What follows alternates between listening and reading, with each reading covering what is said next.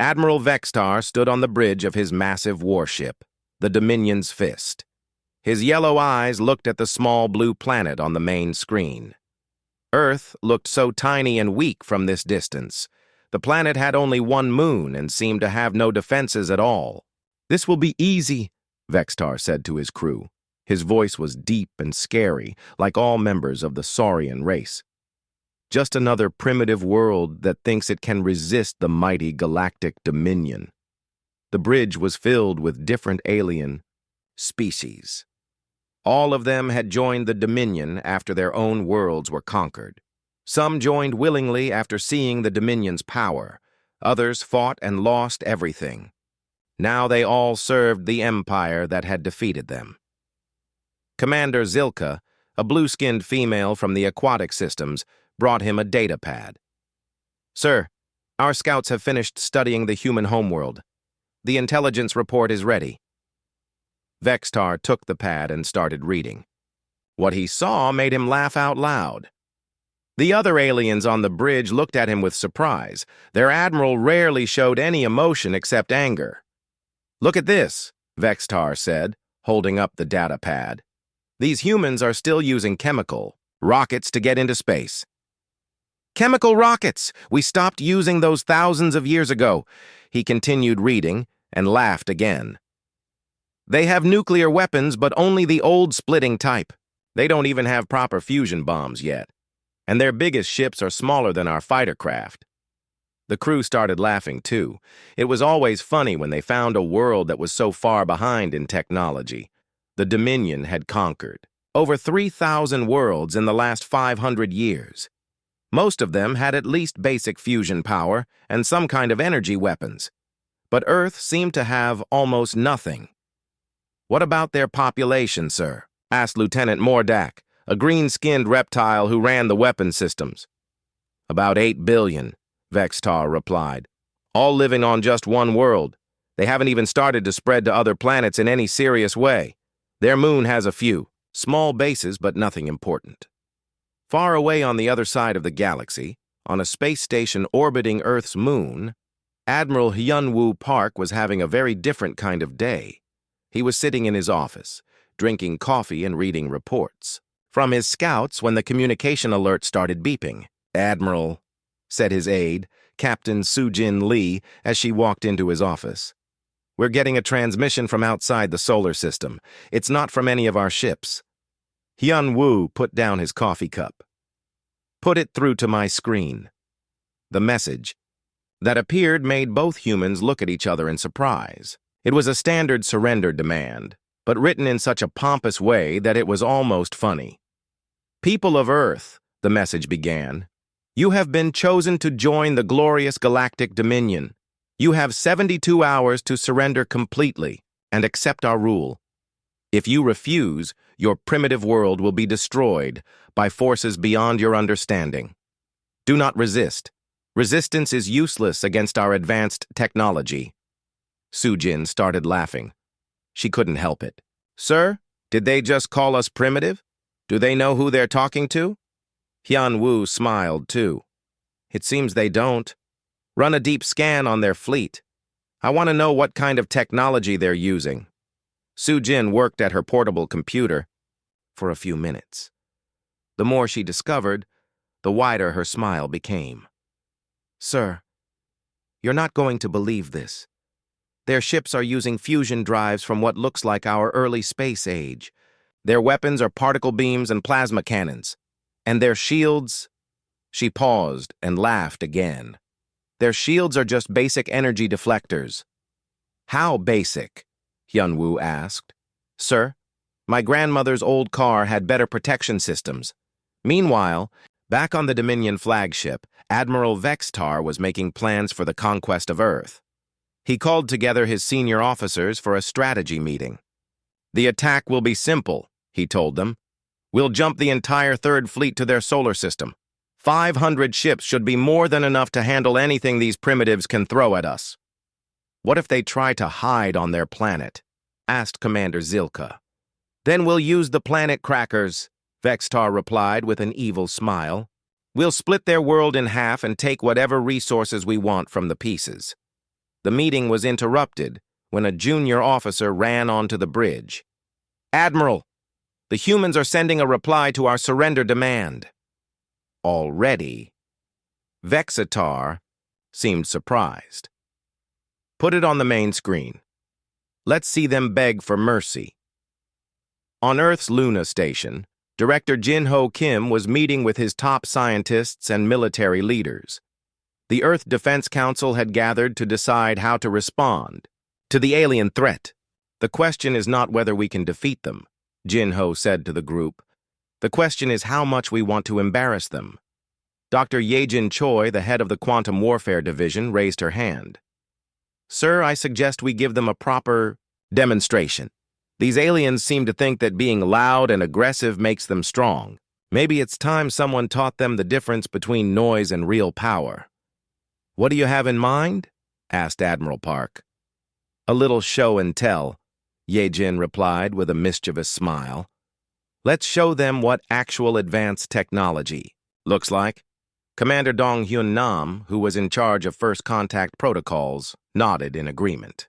"We could give them a history lesson at the same time. They seem to think fusion drives are advanced technology. Wait until they see what we've been building while they were playing Conqueror." Back on the Dominion ship, the human reply finally came through.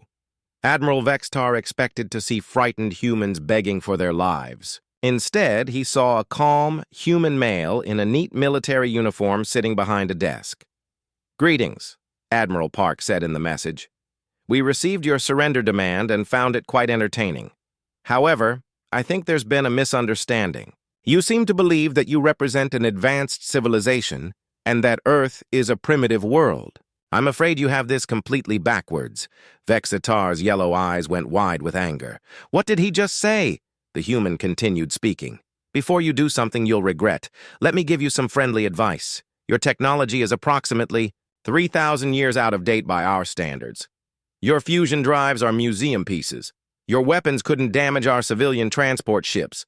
And your shields wouldn't stop a child's toy." "He's lying!" roared Vexitar. "Impossible! We have conquered thousands of worlds." "However," Admiral Park continued, "we believe in being fair. So we're going to give you a demonstration of what real technology looks like. Please pay attention. Class is now in session."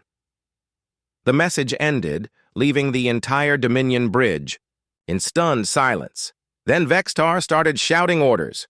"Battle stations! Prepare the fleet for immediate attack. These arrogant primitives need to learn their place." But even as his crew rushed to follow orders, Vexitar felt a small doubt in the back of his mind. The human had seemed so calm, so confident, almost like he was telling the truth. On Luna Station, Admiral Park finished recording his message and turned to Sujin. "Send that to their fleet, and prepare the Soul's Pride for a little demonstration flight." "Yes, sir," Sujin replied. "Should I power up the defensive grid?" "Not yet," Hyunwoo said. "Let's start with something simple. We don't want to scare them too badly right away." Dr. Yejin activated her communication device. "All stations, this is Quantum Division. Prepare for a Level 1 technology demonstration. Repeat, Level 1 only. We're dealing with primitives here." As the two fleets prepared for what would be the most one-sided encounter in galactic history, neither side knew that this moment would change everything. The Dominion was about to learn that being the biggest fish in a small pond means nothing when you suddenly meet the ocean. And Earth was about to announce to the galaxy that the age of primitive conquest was over. The real powers were finally ready to make themselves known. Admiral Vexitar was still angry from the human message when his communication officer started shouting, "Sir, there's a ship behind us!" "What do you mean behind us?" Vexitar spun around to look at the rear display screen. "That's impossible! Our sensors show nothing but empty space back there." "I mean directly behind the fleet, sir. It just appeared out of nowhere." Every alien on the bridge rushed to their stations. Their sensors were going crazy, showing readings they had never seen before. A small ship, no bigger than a Dominion fighter, was sitting calmly behind their entire fleet of 500 warships. "How did it get there?" Vexitar demanded. "Did It used some kind of cloaking device? Before anyone could answer, the human ship moved. It didn't turn around slowly like normal ships do. It didn't fire its engines and accelerate. 1 second it was behind them, and the next second it was in front of them. Then it was above them, then below them. "Sir," his science officer said in a shaky voice, "that ship is moving faster than our sensors can track. It's jumping from place to place without traveling through the space in between." Commander Dong Hyun Nam was piloting the Soul's Pride, Earth's newest scout ship. He was having fun showing off for the alien fleet. The ship's quantum tunnel drive could move anywhere in the solar system instantly, and the aliens couldn't even see it coming. "This is Soul's Pride to Luna Station," he said into his communication device. "I'm in position behind the alien fleet. They seem very upset about something." "Copy that, Soul's Pride," came Admiral Park's voice. "Begin the demonstration. Let's give our new friends a proper education." Dong Hyun activated his ship's scanning systems. In less than 3 seconds, he had complete information about every ship in the alien fleet.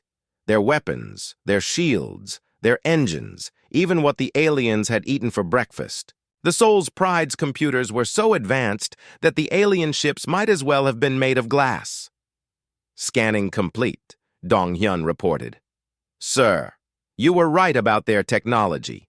My ship's entertainment system has more computing power than their entire fleet." Back on the Dominion flagship, Vextar was getting more worried by the minute. His tactical officer had been trying to lock weapons onto the human ship for 10 minutes without success. "Why can't we target that thing?" Vextar yelled. "Sir, every time we try to lock on, it disappears and reappears somewhere else. Our targeting. Computers can't keep up with its movement." "Then fire everything at where it is right now." "Sir, it's not there anymore. Wait. Now it's back where it started." Dong Hyun was enjoying himself. He made his ship appear right in front of the alien flagship, close enough that the aliens could see him through their windows. He waved at them cheerfully, then vanished again. On Luna Station, Lieutenant Bo-Ra Shin was preparing the next part of the demonstration. She was in charge of the moon's defensive systems, and she had something special planned for their alien visitors. "Admiral," she called to Hyun-woo, "I'm ready to show them our defensive capabilities." "Go ahead, Bo-Ra. Let's see what they think of real shields." Bo-Ra pressed a single button on her control panel. Instantly, Luna Station and the entire moon disappeared from every sensor in the alien fleet. One moment the moon was there, clearly visible in their scopes, and the next moment it was gone as if it had never existed. On the Dominion Bridge, chaos erupted. "Sir, the moon just vanished." "Vanished? Moons don't just vanish. Check your sensors." "I've checked them 3 times, sir. According to our instruments, there's nothing there but empty space." Admiral Vextar stared at the display screen where Earth's moon should have been. He could still see it with his own eyes through the bridge windows, but every piece of technology on his ship insisted it wasn't there. "How are they doing this?" he whispered. Lieutenant Bo-Ra was watching the alien fleet through Luna Station's observation systems. The quantum cloaking field that hid the moon was one of humanity's simpler technologies, but it was apparently far beyond anything the aliens had ever seen. "They look confused," she reported to Admiral Park. "Their ships are flying in circles trying to figure out where we went." "Good. Now let's show them our mining equipment." Dr. Yejin Choi had been waiting for this moment. She activated her communication, linked to the research station on the dark side of the moon, where her team had been working on their latest project. "Research Station Alpha, this is Dr. Choi. Please prepare the micro-black hole generator for a small demonstration." "Copy that, Dr. Target." "That asteroid cluster about 50,000 kilometers from the alien fleet. Make it a clean consumption. Nothing too dramatic. We want to educate them, not terrify them." The research team activated their equipment. A tiny artificial black hole, no bigger than a marble, appeared in the middle of the asteroid cluster. The aliens watched in horror as the rocks were pulled apart and consumed by the miniature singularity. On the Dominion flagship, the science officer was stammering as he tried to report what he was seeing. "Sir, They just created a black hole, a controlled black hole. They made it appear exactly where they wanted it, and now they're making it disappear. That's impossible, Vextar said, but his voice was much quieter now. Black holes can't be controlled. They can't be created artificially. Sir, I'm reading energy signatures I've never seen before.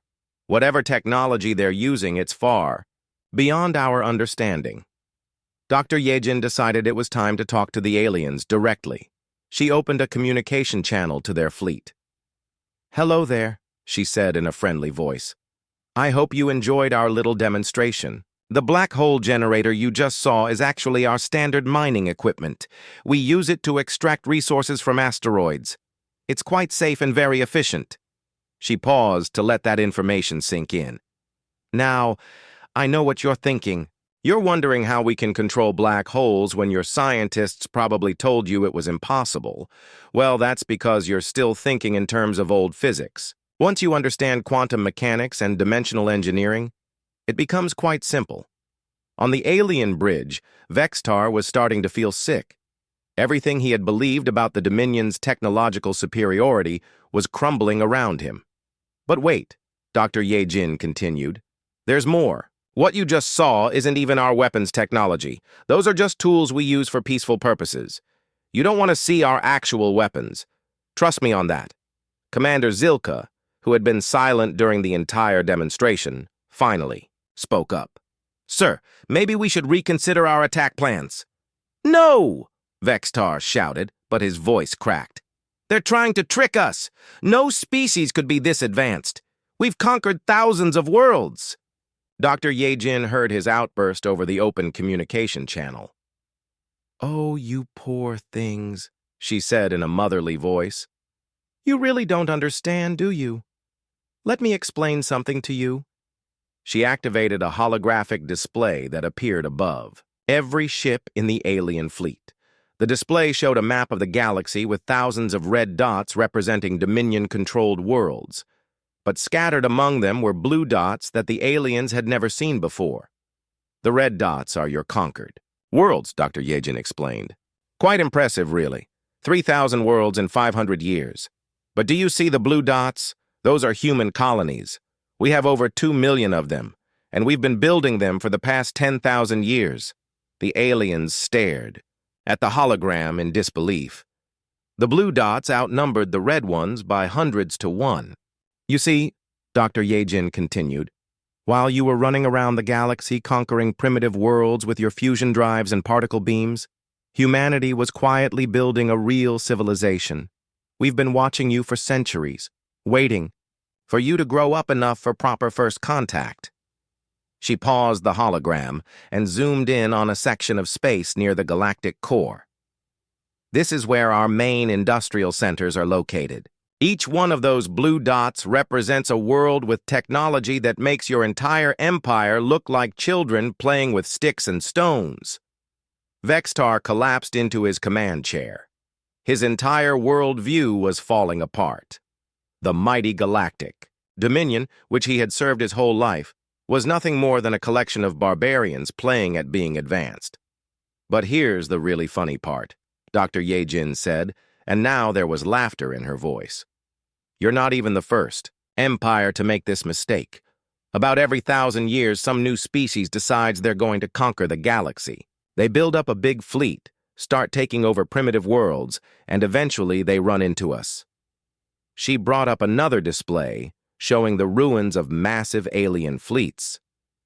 "This is what happened to the hegemony of Korth 3,000 years ago. And this is what's left of the divine empire of Zaltara. And over here, we have the wreckage of the Iron Legion of Mordok. All of them made the same mistake you just made. They thought being big and loud made them powerful." The communication channel fell silent.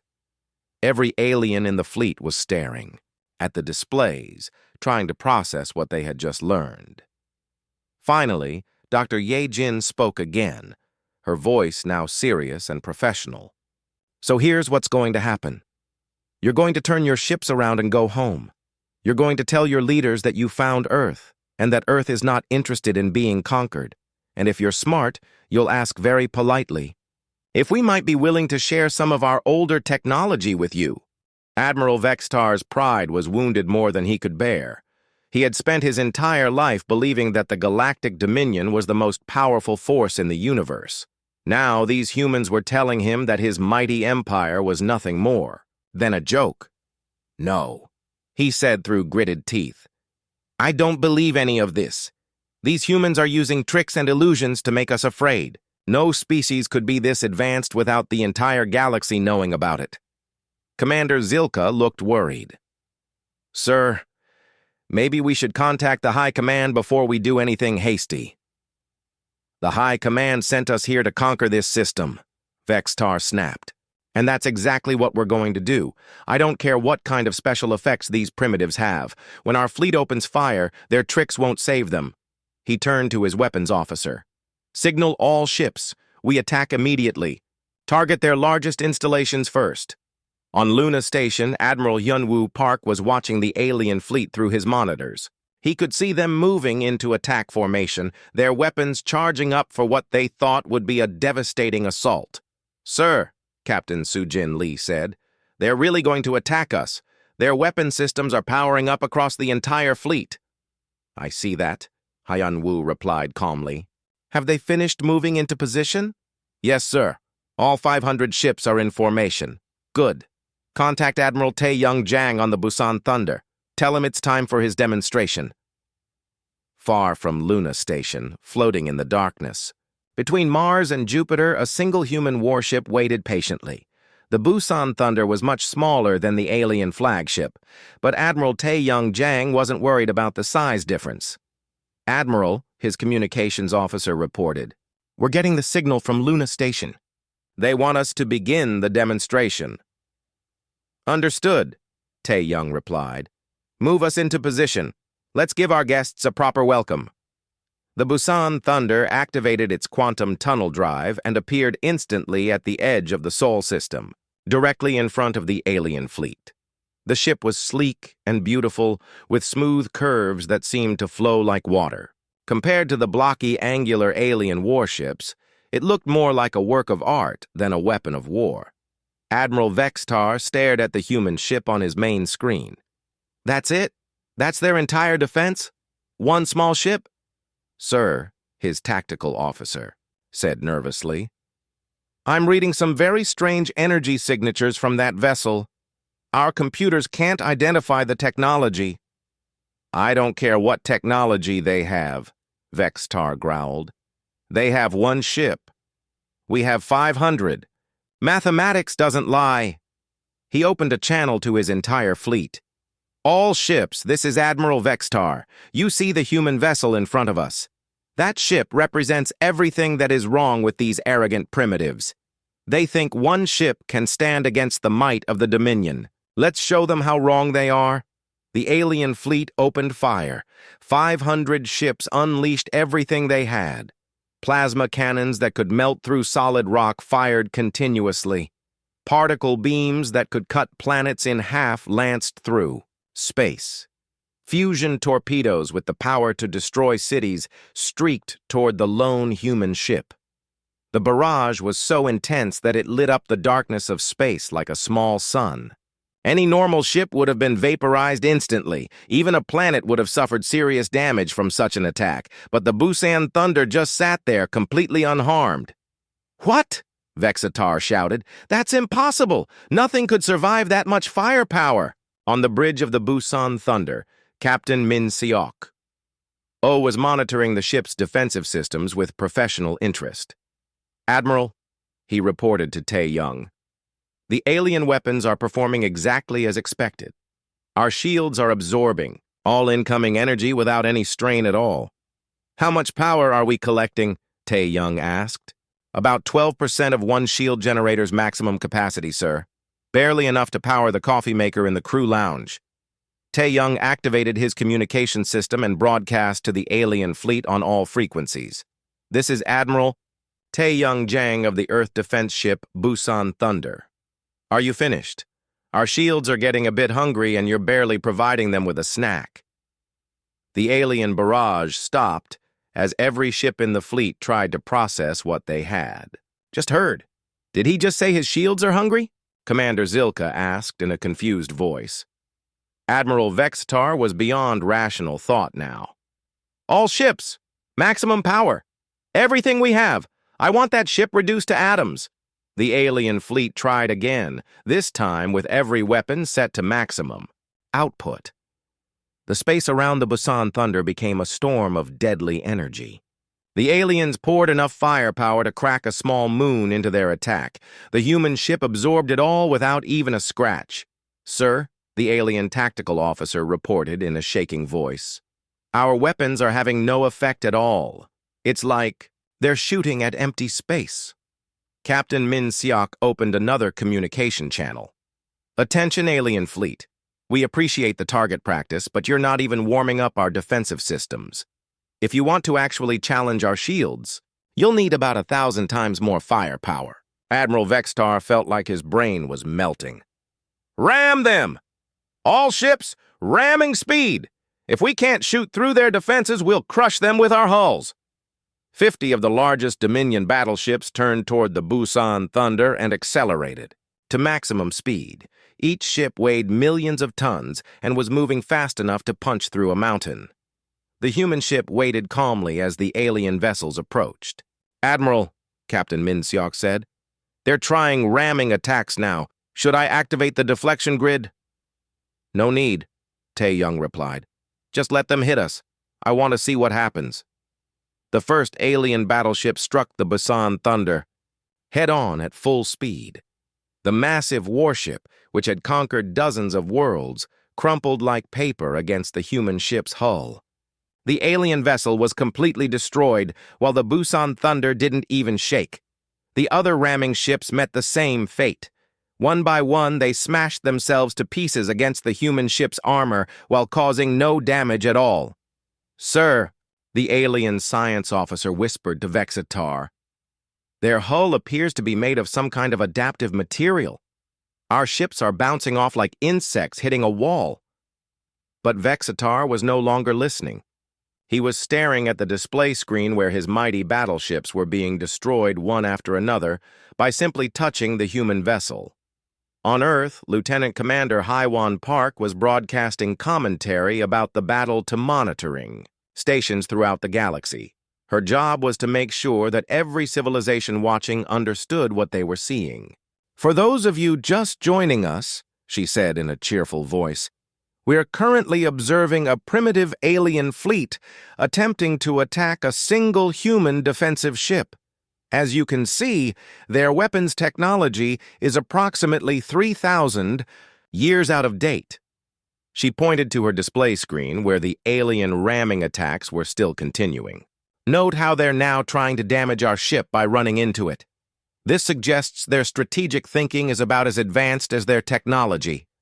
In desperation, Admiral Vexitar ordered his remaining ships to launch boarding pods. Hundreds of small craft filled with armed alien soldiers shot toward the Busan Thunder, hoping to take the ship by force. The boarding pods attached themselves to the human ship's hull and began cutting through with their most powerful tools. But instead of breaking through, something strange happened. The boarding pods simply vanished. "Where did they go?" Vextar demanded. Captain Min Seok was checking his ship's defensive logs. "Admiral, the boarding pods were automatically teleported into the nearest star the moment they made contact with our hull." "You teleported them into a star?" Tae-young asked with surprise. "Isn't that a bit harsh?" "The computer determined it was the most efficient disposal method, sir. No waste, no debris, very clean." The alien fleet tried everything they could think of. They fired missiles, launched more boarding parties, even tried using their ships' self-destruct systems as weapons. Nothing worked. The Busan Thunder absorbed, deflected, or simply made disappear everything the aliens threw at it. Finally, after hours of futile attacks, the alien fleet ran out of ammunition, energy, and ideas. They floated in space, powerless and defeated, while the human ship remained as pristine as when the battle began. Admiral Vexitar sat in his command chair, staring at the undamaged human vessel. His entire fleet had been rendered helpless by a single ship that was smaller than his own flagship. "Sir," Commander Zilka said quietly, "perhaps it's time to consider surrender." Before Vextar could answer, a new voice came over the communication system. It was Lieutenant Commander Hai-Wan Park, still broadcasting her commentary.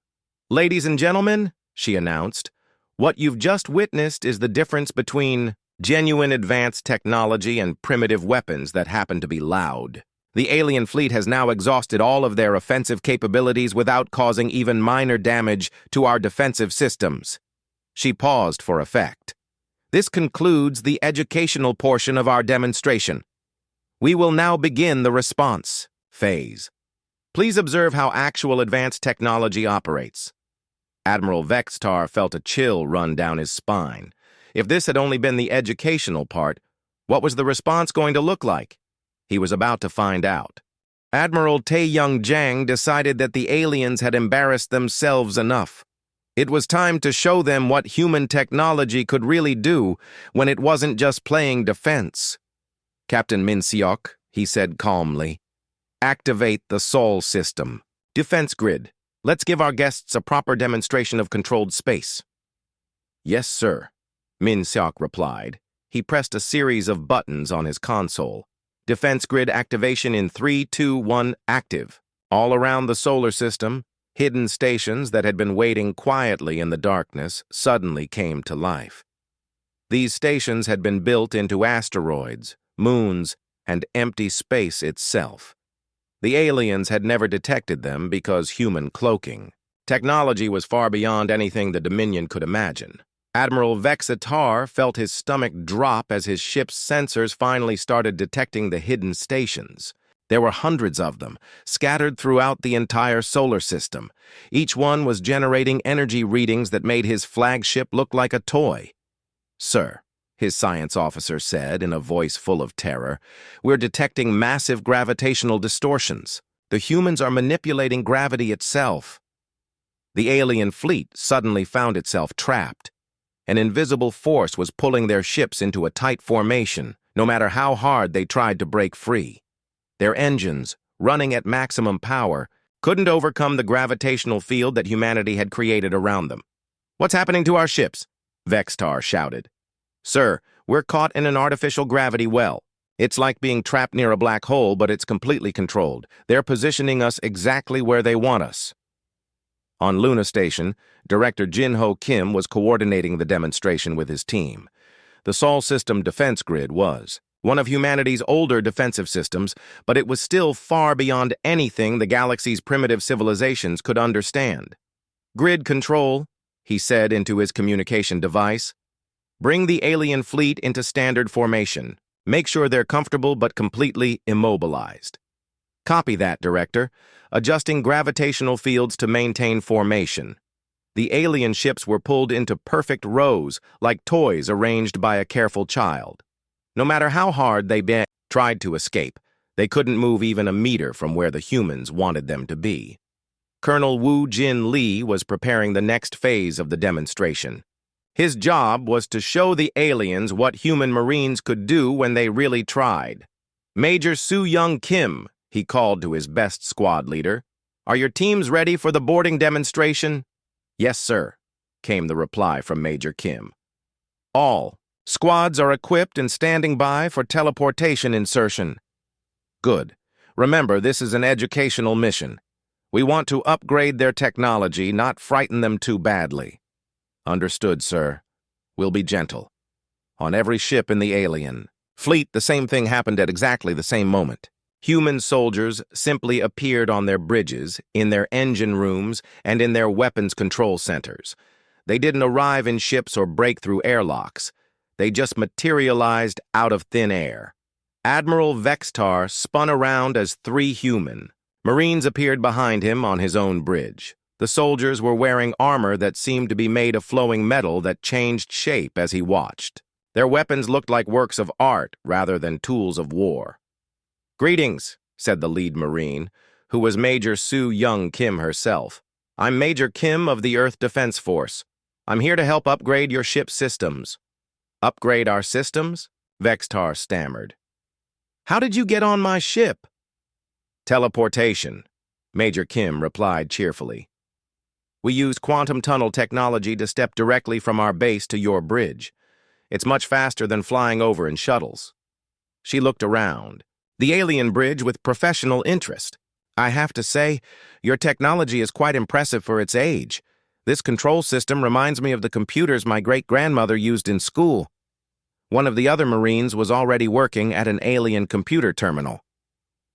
Major, I'm installing the basic upgrade package now.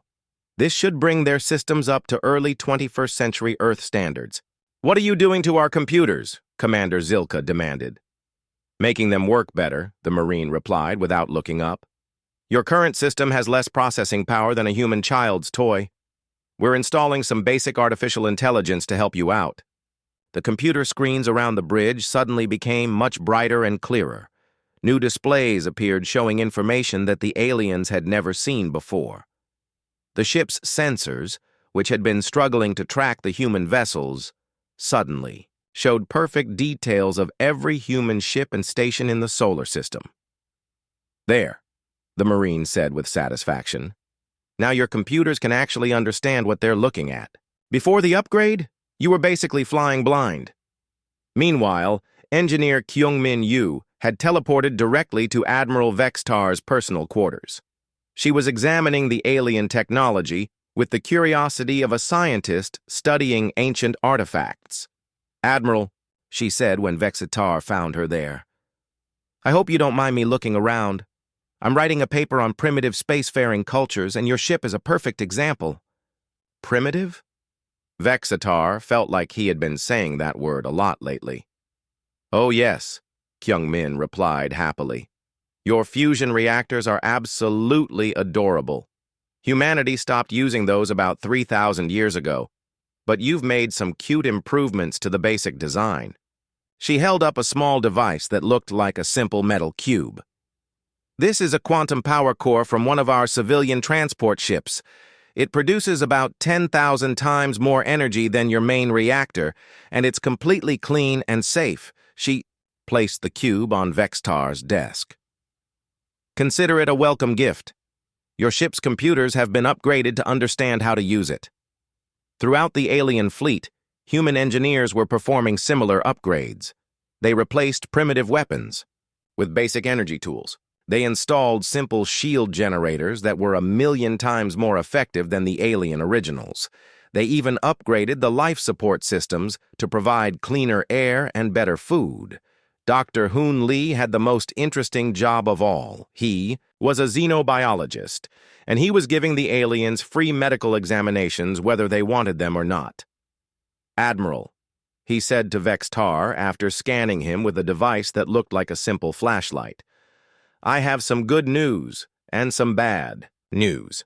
What kind of news? Vextar asked weakly. The good news is that you're generally healthy for a member of your species. The bad news is that your species is suffering from about 30 different genetic diseases that we could cure in an afternoon, Doctor. Lee showed Vextar a display screen filled with medical information. Look here. Your people have a genetic defect that limits your lifespan to about 200 years.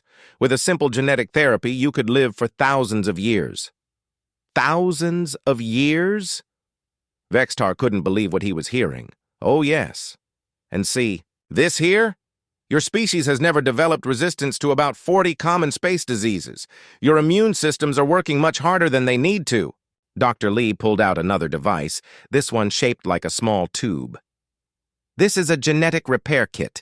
Just one injection and you'll be healthier than you've ever been in your life. Before Vextar could protest, Dr. Lee had given him the injection. Immediately, the Admiral felt better than he had in decades. His vision became clearer, his breathing easier, and his mind sharper. There, Dr. Lee said with satisfaction. Now you should live long enough to see your people join the real galactic community. All across the alien fleet, similar scenes were playing out. Human doctors were curing diseases the aliens didn't even know they had. Human engineers were installing technology that made their ships work better than the aliens had ever dreamed possible. Human teachers were explaining scientific principles that revolutionized the aliens' understanding of the universe. But the most important conversation was happening between Admiral Vextar and Major Kim. "I don't understand," Vextar said. "If you could defeat us so easily, why didn't you just destroy our fleet?" Major Kim looked surprised. "Destroy you? Why would we want to do that? You haven't actually hurt anyone yet." "But we came here to conquer your world." "I know," Major Kim replied with a smile.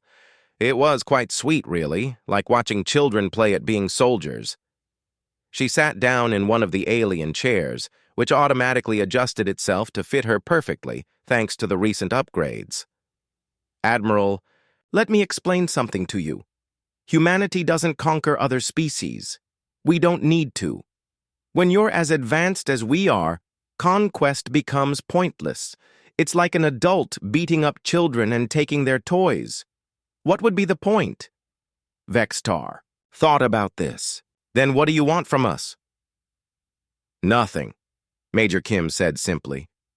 "We want nothing from you except the chance to help you grow up." She gestured around the upgraded bridge. "Everything we've done to your ship today, we've done for free. The medical treatments, the technology upgrades, the educational demonstrations, all of it is a gift." "But why?"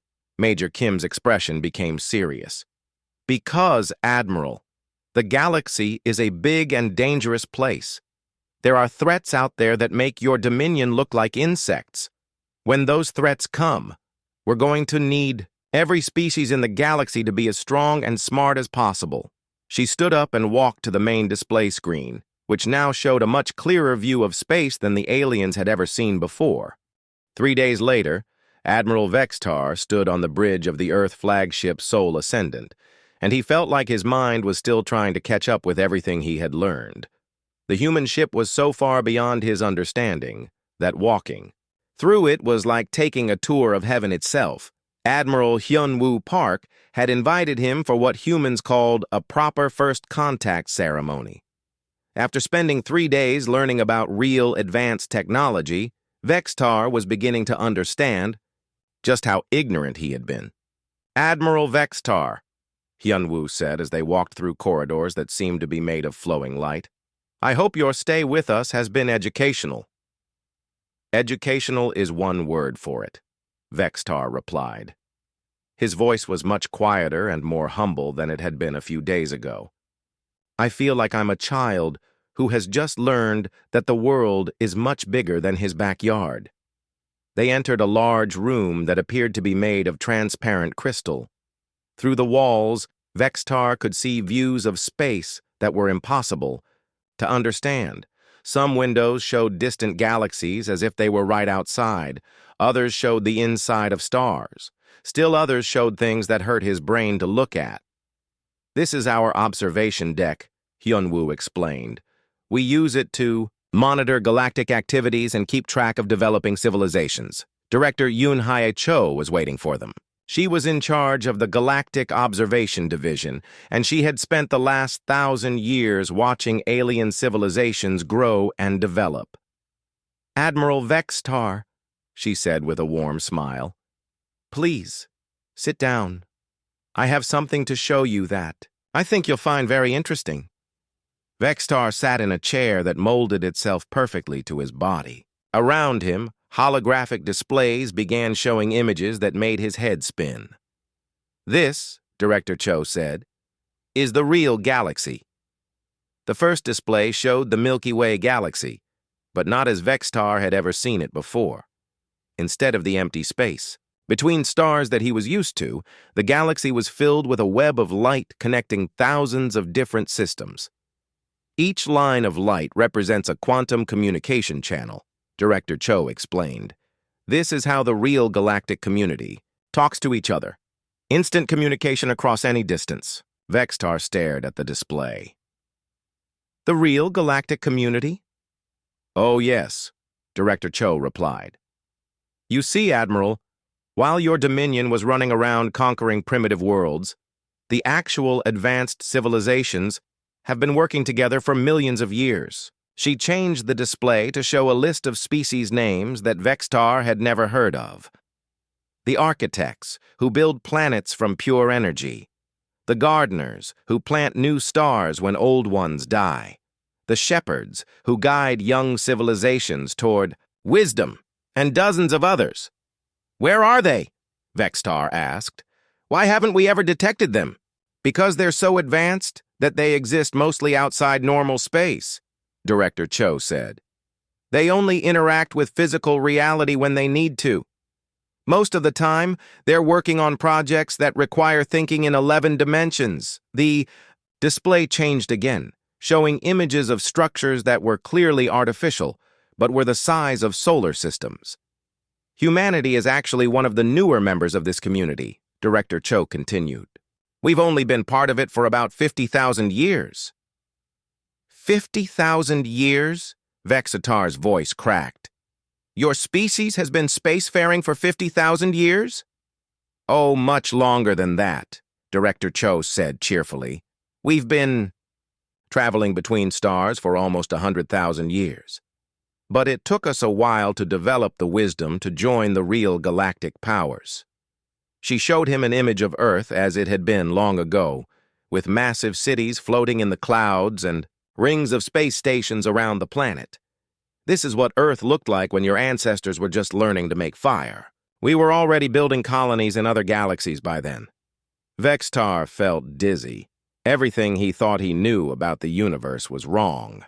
The Galactic Dominion, which he had devoted his life to serving, was nothing more than a collection of children playing with toys. "But why did you let us conquer all those worlds?" he asked. "If you could have stopped us at any time, why didn't you?" Director Cho's expression became sad. "Because, Admiral, sometimes species need to make mistakes before they can learn wisdom. Your Dominion isn't the first empire to go through this phase." She showed him historical records of dozens of other civilizations that had gone through the same cycle. Build up a fleet, conquer primitive worlds, think they were the masters of the galaxy, then eventually run into humanity or one of the other. Real powers. "Most species go through what we call the conquest phase," Director Cho explained. "They develop enough technology to travel between stars, but not enough wisdom to understand their place in the universe. So they build empires and think they're special. What happens to them? Most of them grow out of it," Director Cho said. "Once they realize how primitive they actually are, they usually become much more interested in learning than conquering. A few species refuse to accept reality and have to be contained." The way she said contained made Vextar shiver. Ambassador Jiwon Kang joined them at that moment. She was humanity's newly appointed Galactic Relations Director, and her job was to help younger civilizations transition to a more mature phase of development. "Admiral Vexistar," she said as she sat down across from him. "I've been reviewing your species history, and I have some good news." "Good news?" Vextar wasn't sure he could handle any more revelations. "Your people have excellent potential," Ambassador Kang said. "The Saurian race is naturally intelligent and adaptable. With the right guidance, your species could become a valuable member of the galactic community within a few hundred years." She activated a new holographic display that showed what appeared to be a school. "This is the Galactic Academy. It's where young civilizations come to learn about real science, real technology, and real wisdom. Every species that wants to join the adult community has to graduate from the academy." "Even humans?" Vextar asked. "Especially humans," Ambassador Kang replied with a laugh. "Do you think we figured all this out by ourselves? We spent 10,000 years at the academy learning from species that were already ancient when Earth was young." She showed him images of young humans working alongside alien teachers who looked like living crystals, beings made of pure energy, and creatures so strange that Vextar couldn't even understand what he was looking at. "The Academy teaches everything," Ambassador Kang continued. "Dimensional engineering, quantum consciousness, temporal mechanics, universal ethics. All the knowledge you need to become a true galactic citizen. And you're offering this to us?" "We're offering it to any species that's ready to give up conquest and start learning." Ambassador Kang said. Your Dominion can keep all the worlds. You've already conquered, as long as you start treating them as partners instead of subjects. She leaned forward, her expression becoming serious. But Admiral, you need to understand something. This is a one-time offer. If your people choose to continue down the path of conquest and aggression, we'll have to treat you as a threat to galactic peace. What would that mean? Ambassador Kang showed him an image that made his blood freeze. It was the wreckage of what had once been a massive fleet scattered across light years of space. That was the hegemony of Korth, she said quietly. They chose to keep fighting even after we showed them the truth. We gave them every chance to change, but they refused. What happened to them? They no longer exist as a spacefaring civilization, Ambassador Kang said simply. Their worlds still survive, but they've been limited to their home systems. They'll be allowed to develop naturally over the next few million years. Maybe their descendants will be wiser. Vextar stared at the image of the destroyed fleet. Each of those wrecked ships had been larger and more powerful than his own flagship, and humanity had destroyed them all without apparent effort. So what happens now? He asked. Admiral Hyun-woo stood up and walked to one of the impossible windows. Now, Admiral, you go home and talk to your leaders. You tell them what you've learned here. You explain that the universe is much bigger and more wonderful than they ever imagined. And if they don't believe me? Then bring them here, Hyun-woo replied. Let them see for themselves. We're always happy to give tours to species that are ready to learn. He turned back to face Vextar. But Admiral, I want you to understand something very important. This isn't about us being better than you. Every species in the galaxy started where you are now. Every one of us went through the same learning process.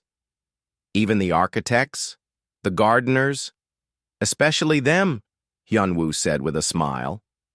The architects used to be conquerors too, billions of years ago.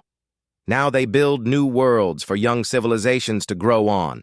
The gardeners once thought they owned their local star cluster.